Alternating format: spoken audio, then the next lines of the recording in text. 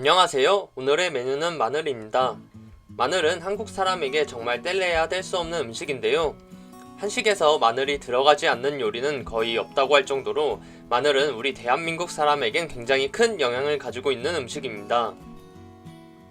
마늘을 가장 많이 사용하는 나라는 한국이 손꼽히며 한국인이 섭취하는 마늘의 양은 마늘 부심을 부려도 될 정도로 다른 나라에 비해 비교도 안 될 정도로 높습니다. 이러한 마늘의 효능을 간단히 알아볼까요? 마늘은 강력한 살균 작용을 하는 알리신 성분에 의해 면역력 강화에 좋고 피로회복, 정력에 좋다고 알려져 있습니다. 그리고 여러 항암식품들을 피라미드형으로 배열한 결과 마늘이 최정상을 차지하고 있다고 할 만큼 마늘의 항암 효과는 굉장히 큽니다.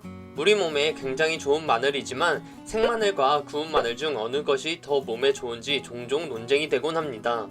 과연 생마늘과 구운 마늘의 효능이 같을까요? 아니면 어떤 차이가 있을까요? 이것에 대해 알아보도록 하겠습니다. 마늘의 대표적인 성분에는 알린이라는 성분이 있습니다. 알린은 아무런 향이 없지만 마늘 조직이 상하는 순간 알리나제라는 효소와 작용하여 자기 방어물질인 알리신이 됩니다. 알리신은 매운맛과 독한 냄새를 풍깁니다. 우리가 마늘을 자르면 눈이 맵고 냄새가 나는 이유가 바로 이 알리신 때문입니다. 알리신은 앞서 말했듯이 강력한 살균, 항균 작용을 합니다.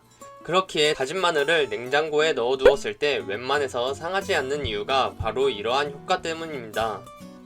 또한 김치나 나물무침 등에 다진 마늘을 넣는 이유는 맛의 증대뿐만 아니라 강력한 항균 작용과 방부 성능이 있어서 음식의 보존에 도움이 되기 때문입니다.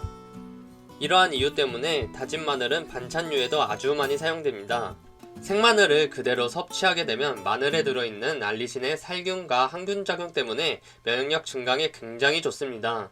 또한 알리신의 몸속의 비원과 만나게 되면 알리티아민으로 변하는데 이는 피로회복과 정력 증강에 도움을 줍니다. 그러나 생마늘을 익힌다면 고리구조 형태인 알리신은 당연히 파괴되므로 그만큼 알리신의 양이 줄어드는 단점이 있습니다. 하지만 마늘을 굽는다고 해서 꼭 효능적으로 생마늘에 비해 좋지 않다고는 볼 수 없습니다. 생마늘을 그대로 먹게 되면 사람에 따라 속이 쓰리는 부작용이 있곤 합니다. 그에 비해 구운 마늘은 살균과 항균 효과가 다소 떨어질 수 있지만 매운맛은 사라지기에 위에 부담이 적고 영양은 그대로 남아있으며 흡수율은 더욱 높아집니다. 또한 마늘에 열을 가하면 생마늘에 비해 항산화 물질 활성도가 약 50배나 높아진다고 합니다. 이렇게 생마늘과 구운 마늘의 효능 차이에 대해 알아보았는데요. 아쉽지만 결론적으로는 둘 중에 완벽히 무엇이 좋다고는 말할 수 없습니다. 개개인에 따라 살균과 항균 작용을 필요로 하는 사람은 생마늘이 좋을 수 있지만 그런 사람들 중에서도 생마늘이 위에 부담이 되는 사람도 있을 것입니다. 음식에 영양 흡수가 잘 안되는 체질의 사람이 구운 마늘을 먹는다면 생마늘에 비해 흡수율이 좋기 때문에 마늘의 여러 좋은 성분들을 생마늘보다는 잘 흡수시킬 수 있는 장점이 있을 것입니다. 결국 개개인의 기호와 필요, 상황에 따라서 섭취하는 것이 가장 좋다고 생각합니다. 생마늘과 구운 마늘은 각각의 효과도 다르고 맛도 다르지만 우리 몸에 좋은 작용을 하고 맛있다는 사실은 변함이 없습니다. 마지막으로 마늘에 대한 이야기는 우리가 겪고 있는 인간관계와 비슷하다는 생각이 듭니다. 서로 친해지기 전에는 어색하고 냉랭하지만 마늘에 열을 가하면 달아지는 것처럼 내가 한 발자국 더 다가가 에너지를 준다면 관계가 좋아지지 않을까요? 지금까지 음식의 수많은 지식 저장소 음수저였습니다. 이 영상이 여러분 삶의 한 부분의 차지가 되어 영광입니다.